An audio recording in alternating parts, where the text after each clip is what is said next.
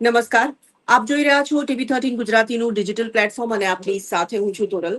આજે આપણે આ વાત કરી રહ્યા છે ત્યારે હવે થોડા ગણતરીના કલાકોમાં લગભગ 1-2 કલાકની અંદર જ સ્થાનિક સ્વરાજની ચૂંટણીના જે પ્રચારના પડઘમ છે તે શાંત થઈ જશે અને રવિવારે મતદાન થવાનું છે.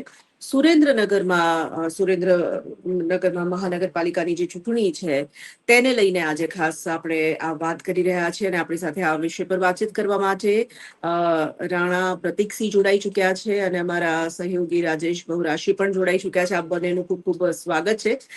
શરૂઆત પ્રતીકસિંહ હું આપની પાસેથી કરવા માંગુ છું. 13 વોર્ડની આ ચૂંટણી છે.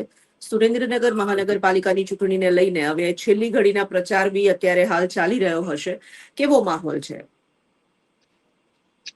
આજરોજ જોઈએ તો અત્યાર સુધી જે 13 વોર્ડની ચૂંટણી જે છે સ્થાનિક સ્વરાજની સુરેન્દ્રનગર માટે એક તહેવાર જેવું છે. જાણે કે નગરપાલિકા પછી પહેલી જ મહાનગરપાલિકા છે એટલે લોકોમાં એટલો ઉત્સાહ છે, પણ સાથે સાથે એક વાસ્તવિકતા પણ છે કે જે એક વર્ષ બીત્યા બાદ પણ મહાનગરપાલિકાની અંદર જે નાના મોટી જે અપેક્ષા હતી અપેક્ષા મુજબ કામગીરી નથી થઈ, છતાં પણ અત્યારે ચૂંટણીના માહોલમાં પબ્લિક એટલી સાયલન્ટ છે. અને આમ જોઈએ તો સુરેન્દ્રનગર એક ભાજપનું ગઢ કહેવાય, પણ છતાં પણ અત્યારે જે નવા જે નામ મતદાર યાદીના જે ઉમેદવારોના નામની જાહેરાત કરવામાં આવી છે ત્યારે સુરેન્દ્રનગરની અંદર જે સિનિયર જે ભાજપના મોટી કેડરના ફર્સ્ટ કેડરના જે લોકો રહ્યા ને એના અંદરનો બહુ અસંતોષ છે, જેના કારણે બધા અંદરથી આમ જોઈએ તો એ કોઈ જાહેરમાં આવતા નથી. અને જે નવી યુવા ટીમ છે ભાજપની એ એમને જીતવા માટે ઘણા બધા પ્રયત્નો કરી રહ્યા છે, પણ આજે એ ડોર ટુ ડોર કેમ્પેન કરીને પછી આજે સ્કૂટર રેલીથી માંડી બધી રીતે તાકાત બધી લગાવી નાખેલી છે. હવે આજે સાંજ સુધીમાં 5 વાગ્યા સુધીમાં તો પડઘમ પણ જાય પ્રચારના બંધ થઈ જશે. પણ જોવાનું એ ખાસ તો કે સુરેન્દ્રનગરની અંદર જે ઘણા વર્ષોથી નગરપાલિકા હતી અને હવે મહાનગરપાલિકા છે, મહાનગરપાલિકામાં પબ્લિકને બહુ મોટો અપેક્ષા છે કે સુરેન્દ્રનગર આખું ડેવલપ થશે અને એક નવી રાહ ચીંધાશે. જે છેલ્લા 20-25 વર્ષથી પછાત જિલ્લો જે કહેવાય એમાંનું સુરેન્દ્રનગર હબ છે. સુરેન્દ્રનગરની અંદર પણ કોઈ ડેવલપમેન્ટ નથી, તો બહુ મોટી આશા છે. પણ સાથે સાથે એક દુઃખની વાત છે કે જે અત્યારે ભાજપમાં જે નવયુવાનોને જે ઉમેદવારી કરવામાં આવી છે, તો ભવિષ્યમાં જ્યારે હવે કમિશનર આવશે, મ્યુનિસિપલ કમિશનરની સાથે તમારે કામગીરી લેવાની આવશે, તો આ નવયુવાનો કઈ રીતે કામગીરી કઢાઈ શકશે એ એક બહુ મોટી શંકાનો વિષય છે.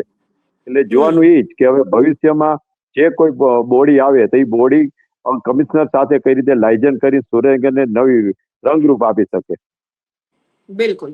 રાજેશભાઈ, તમને શું લાગે છે કે જે રીતે પ્રચાર રાજકીય પક્ષો દ્વારા કરવામાં આવ્યો, સુરેન્દ્રનગર મનપાની આમ પ્રથમ ચૂંટણી પણ છે એટલે સ્વાભાવિક જનતામાં પણ ઉત્સાહ હશે, રાજકીય પક્ષો પણ સુરેન્દ્રનગર મનપાને હસ્તક કરવા માટેના પ્રયાસો કરતા હશે. માહોલ શું છે અત્યારે સુરેન્દ્રનગરમાં?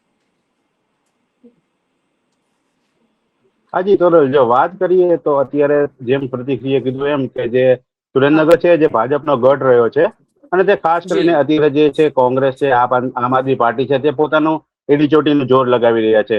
અને અત્યારે જે આજ સાંજના જે 5 વાગ્યા બાદ જે ચૂંટણી પ્રચાર જે પડઘમ જે શાંત થઈ જવાના છે તેને લઈને અત્યારે જે 3 પાર્ટીઓ દ્વારા જે છે અત્યારે છે ને એમને પ્રચાર છે ચાલુ કરી દીધો છે અને સાંજના 5 વાગ્યા સુધી જે પ્રચાર પ્રસાર છે ને તે શાંત થઈ જશે. અત્યારે માહોલ તો એવો લાગી રહ્યો છે કે અત્યારે કઈ કહી શકાય નહીં, જે ચૂંટણીના પરિણામ બાદ જ સાચું કારણ સામે આવશે કે અત્યારે અહીંયા જે મહાનગરપાલિકાની અંદર કોણ પોતાનું સ્થાન મેળવે છે. ચિત્તોરલ. બિલકુલ. પ્રતીકસિંહભાઈ, તમારી પાસેથી મારે સમજવું છે સુરેન્દ્રનગરમાં કયા મુદ્દાઓ એવા છે કે જે સૌથી વધારે આ વખતે હાવી બનવાના છે, અથવા આ વખતે તમને એવું લાગી રહ્યું છે કે આ મુદ્દાઓ રાજકીય પક્ષો માટે પડકાર બની શકે છે? મારો અવાજ આવે છે પ્રતીકસિંહભાઈ? સુરેન્દ્રનગરની અંદર જોઈએ તો જે સોરી અવાજ કપાઈ ગયો હતો આપનો. સોરી, નેક્સ્ટ બોલો તો. હું સવાલ એ પૂછવા માંગુ છું કે પડકારો કયા હશે રાજકીય પક્ષો માટે? એવા કયા મુદ્દાઓ છે સુરેન્દ્રનગરના જે મુશ્કેલી ઊભી કરી શકે છે ત્યાં સુરેન્દ્રનગરમાં? સુરેન્દ્રનગર અંદર જોઈએ તો જે પડકારોમાં જોઈએ તો ભાજપ માટે જો જોઈએ ને ગઢ છે, છતાં પણ જે નવા ઉમેદવારો છે એના માટે જે પબ્લિકનો જે ઉત્સાહ જોવો જોઈએ ને એ ઉત્સાહ જોવા નથી મળતો, જેના કારણે અને અહીંયા સુરેન્દ્રનગરમાં બે ગ્રુપ એવું દેખાઈ આવે છે ભાજપમાં પણ, કે જે અત્યારે ચાલુ જે બોડીમાં હોય છે ત્યાં અત્યારે ડબલ ગેમ રમાતી હોય વધારે લાગે છે. ઉમેદવારોમાં પણ પોતપોતાના ગ્રુપના વધારે ચૂંટાય અને પોતાને અંદર કાપાકાપી પણ ઘણી છે, એ જે બહાર હજી નથી દેખાતી, પણ એ ભવિષ્યમાં હવે હું માનું ત્યાં સુધી સુરેન્દ્રનગરથી શરૂઆત છે. આમ જોઈએ તો ગુજરાતમાં પણ હવે સિનિયર જે કેડરના જે ભાજપના કાર્યકર્તા આગેવાનો છે એમનો ઘણો અસંતોષ છે. એ સાયલેન્ટલી હું માનું ત્યાં સુધી હજી ધીમે ધીમે હવે છે ને બહાર આવતા જાય છે, અને પબ્લિકને જે અપેક્ષા છે એ અપેક્ષા નહીં મળે તો ભવિષ્યમાં પુનરાવર્તનની જગ્યાએ પરિવર્તન થાય તો નવાય નહીં. અત્યારે તો સુરેન્દ્રનગરમાં આમ જોઈએ તો પરિવર્તન થશે જ તે, કારણ કે ભાજપ માટે કોઈ એવા કપરા ચડા નથી, પણ છતાં કોંગ્રેસ એટલે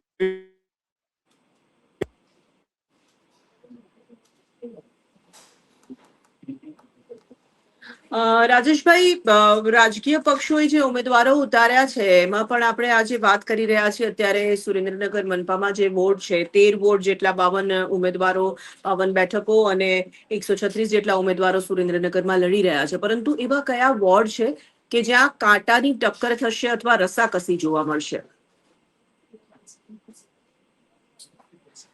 હા, તો જો એમાં વાત કરીએ ને તો જેમ અત્યારે જે પ્રતિકીએ જે જણાવ્યું કે અત્યારે જે પુનરાવર્તન નહીં પણ પરિવર્તન શક્ય છે, પણ હવે એમાં ખાસ કરીને જે કહીએ તો અમુક એવા વોર્ડ છે જે 9 નંબર છે, 8 નંબર છે, 1 નંબર છે, 4 નંબર છે, 3 નંબર છે. આની અંદર જે ખાસ કરીને કહીએ ને અત્યારે એવો માહોલ દેખાઈ રહ્યો છે કે કદાચ પૂરેપૂરી પેનલ ના આવી, અલગ અલગ ઉમેદવારો આવી શકે છે. સીતોરલ. બિલકુલ. પ્રતિકસિંહ, તમને શું લાગે છે કયા વોર્ડમાં ટક્કર થઈ શકે છે? આ જે 13 વોર્ડ છે એમાંથી કયા વોર્ડ એવા હશે કે જ્યાં ઉમેદવારો એવા મજબૂત હશે, અથવા જનતાનો મિજાજ થોડો બદલાયેલો હશે, અથવા ત્યાંના પ્રશ્નો એવા હશે જેના કારણે ટક્કર થઈ શકે? પહેલી વાત તો એ સુરેન્દ્રનગરની અંદર જે આમ જોઈએ ને તો 3 નંબર વોર્ડ, પછી 4 નંબર વોર્ડ જે ભાજપના ગઢ કહેવાય, ત્યાં અપક્ષ ઉમેદવારી એક મજબૂત દાવેદાર છે. ત્યાં 100% એક ભાજપની પેનલ તૂટે તો નવાય નહીં. બીજું 8 નંબર છે, પછી 11 નંબર છે. આ બધા વોર્ડની અંદર છે ને અમુક મજબૂત ઉમેદવારો છે જ્યાં ભાજપની પેનલ તૂટી શકવાની 100% શક્યતા છે. અને એ સિવાય અત્યારે રવિવારના કારણે જે મેરેજ પણ છે, તો લગ્ન પ્રસંગના કારણે જો ઓછું મતદાન થાય અને પબ્લિકનો જે આક્રોશ છે એ મતદાર સુધી ન પહોંચે તો પણ ઘણા બધા ઉલટફેર થઈ શકે તો નવાય નહીં. બિલકુલ. રાજેશભાઈ, પ્રશ્નો અને પડકારો અને સ્થાનિક સમસ્યાઓ સુરેન્દ્રનગરની ખાસ કઈ કઈ છે? અવાજ કપાય છે, ધોરણ ફરી વખત બોલો. રાજેશભાઈ, હું તમને એ પૂછવા માંગુ છું કે ત્યાં સ્થાનિક સમસ્યાઓ સુરેન્દ્રનગરમાં ખાસ જો જોવામાં આવે તો કઈ કઈ છે? અવાજ કપાય છે. પ્રદીપભાઈ, તમને આવે છે મારો અવાજ? જી, તો હું સ્થાનિક પ્રશ્નો વિશે પૂછવા માંગુ છું. આપણે શું પ્રશ્નો છે? એમાં એવું છે કે સુરેન્દ્રનગરની અંદર જે નગરપાલિકા હતી ત્યાંથી પ્રાથમિક સુવિધામાં જોઈએ તો ઘણા વર્ષોથી પીવાના પાણી, સફાઈ, ડ્રેનેજ સિસ્ટમ આ બહુ કંડમ પરિસ્થિતિ છે અને પબ્લિક બહુ ત્રાહિમામ છે. ખાસ તો પીવાના પાણી માટે લોકોને ત્રીજા દિવસે ચોથા દિવસે પાણી આવે છે, અને એ કોઈ સમયસર નહીં, કોઈ ટાઈમિંગ નક્કી નથી હોતો, જેના કારણે ખાસ કરીને મહિલા વર્ગ છે એનો બહુ મોટો ભારે આક્રોશ છે, જે ઘણા વર્ષોથી પડતર પ્રશ્ન છે. એવું ને એવું જોઈએ તો આપણે ડ્રેનેજ સિસ્ટમ છે, જે ભૂગર્ભ ગટર આવ્યા બાદ પણ જે ઘણી બધી જગ્યાએ ડ્રેનેજ સિસ્ટમમાં બ્લોકેજ હોવાના કારણે જ્યાં ત્યાં ગટર ઉભરાતી હોય, અને એના માટે ઘણા બધા રોડ ઉપર ગટરના પાણી પણ ઉભરાય છે. અને રોડ રસ્તા માટે તો ઘણી બધી સમસ્યા છે. રોડ બન્યા પછી તાત્કાલિક ધોરણે સુરેન્દ્રનગરની અંદર નવી યોજના આવે છે અને રોડ ખોદી નાખવામાં આવે, સૌથી મોટી સમસ્યા છે સુરેન્દ્રનગરની. એટલે પબ્લિક રોડ, પાણી અને ગટર માટે બહુ ત્રાહિમામ છે, અને ખાસ કરી મહિલાઓ માટે તો પીવાના પાણીના પ્રશ્ન માટે ઘણા વર્ષોથી હેરાન છે. રાજેશભાઈ, હવે જો મારો અવાજ આવતો હોય તો તમને તમારી પાસેથી બી સ્થાનિક સમસ્યાઓ વિશે જાણવું છે. પ્રતીકસિંહભાઈ, ખાસ કરીને આપણે જે હાજી. વિષય પર અત્યારે આપણે વાત કરી રહ્યા છે, સુરેન્દ્રનગરમાં પ્રચારમાં આ વખતે કેટલું જોર રાજકીય પક્ષોએ લગાવ્યું છે, પ્રચાર કેવી રીતનો ચાલ્યો અત્યાર સુધીમાં એ પણ જાણવું છે થોડું. સુરેન્દ્રનગરની અંદર પ્રચારમાં તો આમ જોઈએ ને તો જે અત્યારે ચાલુ બોડી જે છે સરકાર, એમાં એ પાસે તો બધી રીતની તાકાત છે, આર્થિક રીતે છે કે તંત્રની છે, બધી રીતે. અને એ લોકો કોઈ પણ સરકાર હોય એનો ઉપયોગ કરતા જ હોય છે. એ રીતે હા. અત્યારે જોઈએ તો એમની આગળ બધી તાકાત. અને મોટા મોટા રાજકીય આગેવાનો પણ જાહેરમાં સામ દામ દંડ ભેટથી આપણે ચૂંટણી જીતવાની છે એવી જાહેરાતો પણ કરી રહ્યા હોય છે. ત્યારે આપણે મીડિયા તરફથી કોઈ એનો પ્રતિસાદ પણ નથી આપવામાં, તો એ બહુ કમનસીબી છે આપણી, કે જ્યારે કોઈ પણ રાજકીય આગેવાનો જાહેરમાં એમ કહેતા હોય આપણે સામદામ દંડ ભેટથી આપણે ચૂંટણી જીતવાની જ છે, એના હા. માટે જે જાહેર આવા શબ્દોનો ઉપયોગ થતો એ બહુ ખરાબ કહેવાય, પબ્લિક માટે પણ મીડિયા માટે પણ સાથે સાથે. અને અત્યારે જે આપણે ખર્ચની વાત કરીએ ને માહોલ બનાવવા માટે તો ભાજપ પાર્ટી પાસે તો બધી તાકાત છે જ છે. અને એ લોકોનું નેટવર્ક છે, એમનું પેજ પ્રમુખથી માંડીને બૂથ સુધીનું સારું કેમ્પેન છે, અને એની ટીમ પણ છે. એની સામે જોઈએ તો કોંગ્રેસની વાત કરીએ તો કોંગ્રેસ પાસે અત્યારે સુરેન્દ્રનગરમાં તો ખાસ જોઈએ તો ક્યાંય કોઈ એવું એક્ટિવ છેલ્લા 6-12 મહિનાથી ક્યાંય દેખાતા નથી. પબ્લિકના હા. પ્રશ્ન માટે પણ એ અવાજ ઉઠાવતા નથી હોતા. અને જ્યારે ચૂંટણી આવે છે ત્યારે જ એ લોકો એક્ટિવ થઈને આવતા હોય છે. એ એક સુરેન્દ્રનગરને ઘણી મોટો વિરોધ પક્ષની એક ખામી દેખાઈ આવે છે. ત્યારે અત્યારે લાચાર હોય એવું વધારે છે સુરેન્દ્રનગરની અંદર. અને સામે ભાજપની સામે જે ઉમેદવાર હોય છે એને ઘણી બધી મહેનત કરવી પડે છે જે આ ચૂંટણી લડવા માટે. પોતે કોઈ પણ ઉમેદવાર હોય છે એને પણ પર્સનલ રીતે વ્યક્તિગત બહુ જ એટલે સ્ટ્રગલ કરવી પડતી હોય છે. જી. મતદાનને લઈને લોકોની જાગૃતિ સુરેન્દ્રનગરમાં કેવી છે? તેને લઈને મતદાન વધે એના માટેના કોઈ પ્રયાસો થયા છે? એના માટે બહુ જ આમ જોઈએ તો ચૂંટણીના અધિકારીઓ દ્વારા, તંત્રના અધિકારીઓ દ્વારા કોઈ જ જાતના સુરેન્દ્રનગરમાં એક્ટિવનેસ માટેના કોઈ પ્રચાર પ્રસાર કરવામાં નથી આવ્યા. જેમ કે આપણે કોઈ પણ વોટના આપણે 4 મત છે તો 4 મત કઈ રીતે આપવાશું, આ તો સોશિયલ મીડિયામાં અમુક વિડીયો આવે એનાથી એકબીજાને શેર કરીને જે જાણકારી આપવામાં આવે, પણ તંત્ર દ્વારા આજ સુધી સુરેન્દ્રનગરમાં એવું જાણવામાં નથી આવ્યું કે કોઈ પણ એરિયાની અંદર કે પ્રસાર દ્વારા પબ્લિકને જાગૃત કરવામાં આવી હોય કે તમે આ રીતે વોટિંગ કરજો. એની અંદર ઈવીએમ ની અંદર 1, 2, 3, 4 વોટ છે, એ પછી તમારે રજીસ્ટ્રેશન કરવા માટે પીળું બટન, જે જાણકારી ઈવીએમ માટેની આપવાની હોય એ ક્યાંય પ્રોપર રીતે આપવામાં આવતી નથી હોતી. અને બીજું કે ખાસ તો ચૂંટણી જાહેરાત કર્યા પછી જે મતદાર યાદી છે, મતદાર યાદીમાં પણ ઘણી બધી ખામીઓ વારંવાર દેખાતી હોય છે. જાહેરાત થઈ ગઈ હતી પણ હજી ફોર્મ ભર્યા બાદ પણ ઘણા બધા વિસ્તારને એકબીજા વોર્ડમાંથી ફેરબદલ પણ કરવામાં આવતા હતા. એટલે આ બહુ તંત્રની પણ બહુ બેદરકારી કહેવાય. જ્યારે તંત્ર જ્યારે ચૂંટણીની જાહેરાત કરતું હોય ત્યારે એમની પાસે તો પરફેક્ટ એનો આખો આઈડિયા હોવો જોઈએ અને પરફેક્ટ કામગીરી હોવી જોઈએ, પણ એમાં પણ એ ઘણી બધી ખામી હોય છે. પણ એની સામે જોઈએ તો પબ્લિક પણ બહુ જાગૃત એવી છે નહીં, કે પબ્લિકને પણ એવું છે કે જ્યારે ચૂંટણી આવે ત્યારે મત દઈ દો, અને મત દઈને કોઈ કયા આધારે ધર્મ અને જાતિના નામે મત આપી દેતી હોય છે. એમના પ્રોપર પ્રાથમિક સુવિધાના મતમાં અવાજ માટે મત આપતી નથી હોતી. પછી 5 વર્ષ પછી કહે છે કે આપણે હેરાન થઈ હતી. હેરાન થવા માટે પબ્લિક પણ જાગૃત એવી નથી, જેમ કે તંત્ર પણ જાગૃતિ નથી. એમ આ બધું એક જોઈએ તો સુરેન્દ્રનગર માટે જોઈએ કે આપણા સિસ્ટમ માટે પણ એક બહુ ખરાબ વસ્તુ છે.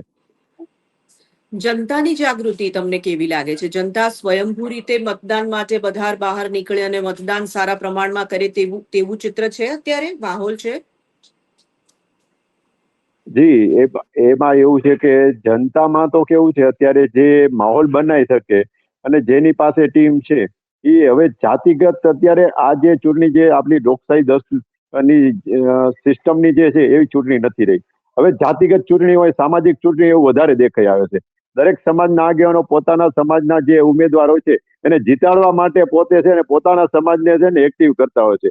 જનરલ કોઈ જાગૃતિ માટે કોઈ એવા કોઈ હોતું નથી. અત્યારે આમ જોઈએ તો સુરેન્દ્રનગર હોય કે ગુજરાત હોય કે આપણી કોઈ પણ દેશની ચૂંટણી હોય, જ્યારે જોઈએ ત્યારે સામાજિક ચૂંટણી વધારે દેખાઈ આવે છે, જાતિગત ચૂંટણી વધારે દેખાઈ આવે છે. એના કારણે બીજા બધા સમાજના અને જે કોઈ રહ્યા છે એ નિષ્ક્રિય રહે છે અને એક્ટિવ નથી રહેતા. જ્યારે આપણે ભારતીયતામાંથી આપણે જાતિવાદ અને ધર્મના નામે બધા વિખૂટી પડી ગયા હોય ને એવું વધારે દેખાઈ આવે છે. જેના કારણે લોકો હવે છે ને ચૂંટણીમાં એટલો બધો ઉત્સાહ નથી દેખાડતા કે આ ચૂંટણી મારા માટે છે, મારા પ્રશ્ન માટે છે, કે હું જે વોટ આપવાનો છે, મારો આગેવાન આવવાનો છે, એવું કોઈ જાગૃતિ રહે જ નથી. એ લોકોની માનસિકતા દિવસે ને દિવસે બગડતી જાય છે, જેના કારણે જાગૃતિના નામે જાતિગત અને સામાજિક ચૂંટણી થતી હોય વધારે લાગે છે.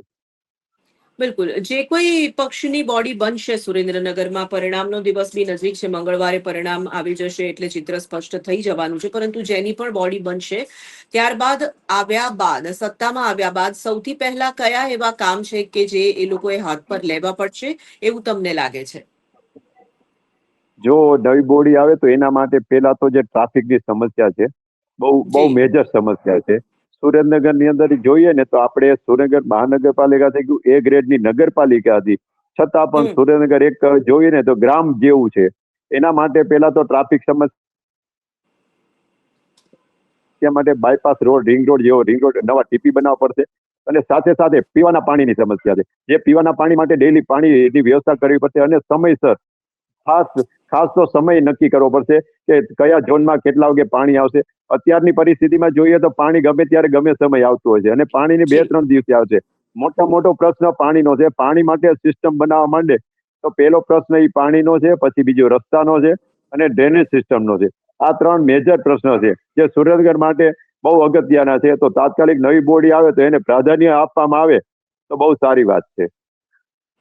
આપનો ખૂબ ખૂબ આભાર અમારી સાથે આ ચર્ચામાં આપ જોડાયા એના માટે. તો આજે આપણે વાત કરી રહ્યા હતા સુરેન્દ્રનગર મહાનગરપાલિકાની ચૂંટણીને લઈને. હવે રવિવારે મતદાન છે. TV13 ડિજિટલના માધ્યમથી અમે તમામ જે લોકો અમને જોઈ રહ્યા છે એમને એ જ અપીલ કરીશું કે રવિવારે વધુમાં વધુ મતદાન તમામ લોકોએ કરવું જોઈએ. પોતાના મતાધિકારનો આપ ઉપયોગ કરો અને સાથે સાથે રવિવારે જે મતદાન થવાનું છે તેની પળે અપડેટ્સ ડિજિટલના માધ્યમથી પણ અને TV13ના ટીવીના માધ્યમથી પણ અમે તમારા સુધી પહોંચાડીશું. પ્રતીકસિંહ, તમે કંઈ કહેવા માંગો છો?